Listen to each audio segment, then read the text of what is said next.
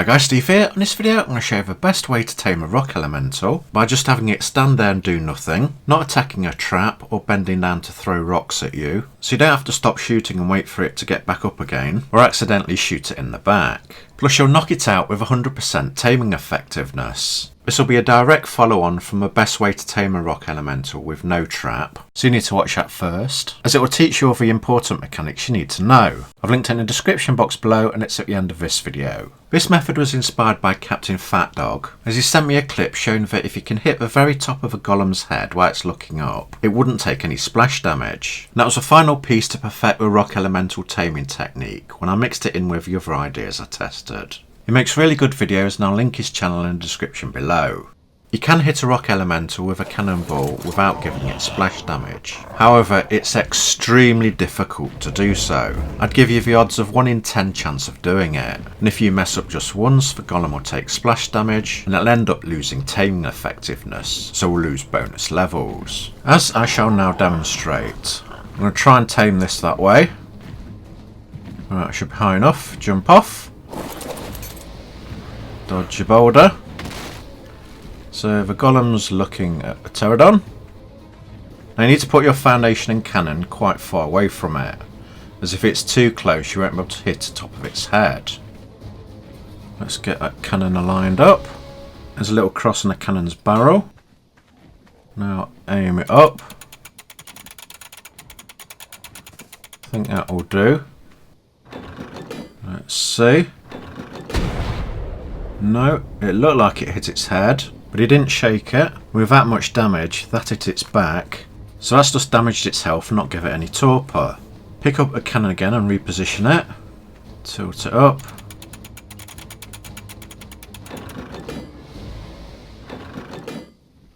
That was too low. It got it in the head, but also was splash damage at its feet. Let's shoot it above. Oh, there. So you just got 1 damage number on its head, and no extra number by its feet. No splash damage. Oh, now hit its back again. And again. So every time I've not hit it perfectly, it's damaged its health, lowered its taming effectiveness, and I've lost bonus levels. So as you can see, this method's not really reliable at the moment. And this is why. The fly needs to be at an exact height from the ground. That will make the golem stop at a certain distance and lift his head up to the correct height. Then you have to place a foundation down the correct distance away from the golem, then place a cannon in the right position on the foundation, then raise the cannon's barrel to the right angle, so you can fire the cannonball and hit it directly on the top of its head. And if any one of those are out, you'll hit the golem in the wrong place, and it will take splash damage, so you'll lose bonus levels. So yeah, good luck getting that right time after time. But it just so happens I found a solution to make this method reliable on my 4th video of this series, when I created a training wheels wall that lets you keep your flyer at the perfect height and distance every time. Right, these are the parts you need. 6 thatch foundations, 2 metal walls, 2 metal foundations, 8 metal double doorways and a cannon. Add those to your hotbar. And let's begin making it. Put 1 foundation where you want the training wheels wall to go. Then at the back, start building the double doorways up. You need to get on the fly to do the high ones.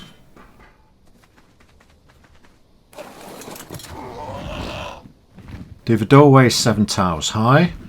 Then put a wall on top, then another doorway, and finally another wall on top of that.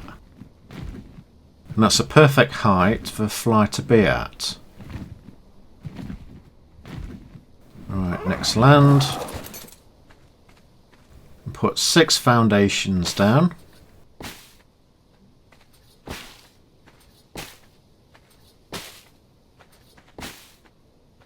Then the final metal one. That's the distance you need to be away from the wall. Then get your cannon out. And you need to bring it back until the back bottom horizontal line butts up with the top of a foundation. Like that. and obviously get it aligned centered. So you'll be shooting cannonballs through the middle. Then raise the barrel up 3 clicks, like so, and everything is perfectly set up. The pterodon will be at a correct height, the golem will be at the right distance, lifting his head up, the cannon's in the right position and angle, and we're set to go. You can delete the thatch foundations if you want, because we don't need those anymore.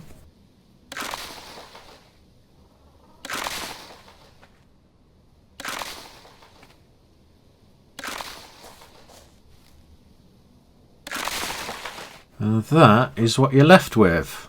And it's fairly cheap to make. And it's reusable time after time. Right, we're all set to go. I've got the cannonballs and the kibble. Let's go and get us a rock elemental. Grab its aggro. Come on.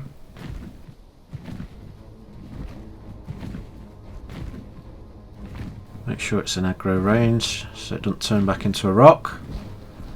When you're close enough, fly into the double doorways and jump off.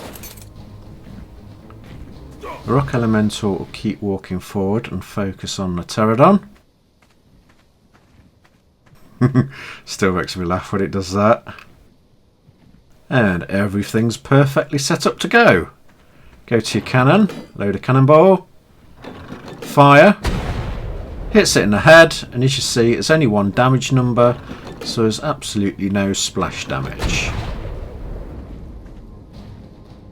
His torpor's going up. Still perfectly in position. So all you've got to do now is load the cannonballs and fire at will.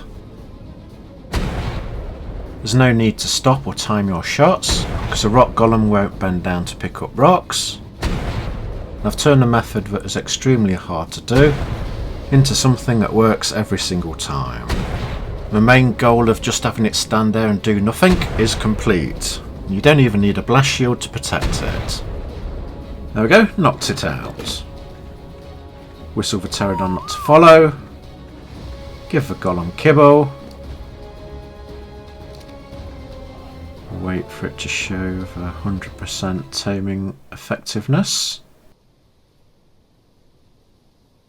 Just got to wait for it to get hungry. I think this is a pinnacle of golem taming. Finally, the 5th video in the series. Hopefully this is the last one, but I might do a version for the X-Golems on Genesis, as there's no flyers on that map.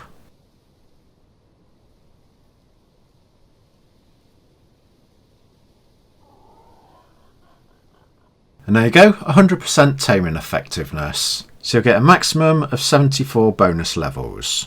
And every time after that, its effectiveness will drop slightly, every time it eats. I'll skip forward a bit until it's done. 1 more bite should do it.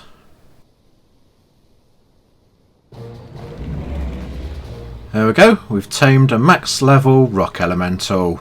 Again, yay! I've lost count how many I've tamed now. I think I'll give rock golems a rest for a bit and concentrate on all the other creatures. Don't forget, if you haven't watched my previous video, the best way to tame a rock elemental with no traps, watch that video now please, or you'll have no understanding of mechanics, how to set everything up, or get this method to work. And don't forget to subscribe. Thank you. If this video is helpful for you, which I'm sure it was, please like, subscribe, click the bell notifications and all, and share it with your friends. There's links to other videos at the end. Comment on what you would like to see. Thanks for watching, and hopefully I'll see you again. Goodbye.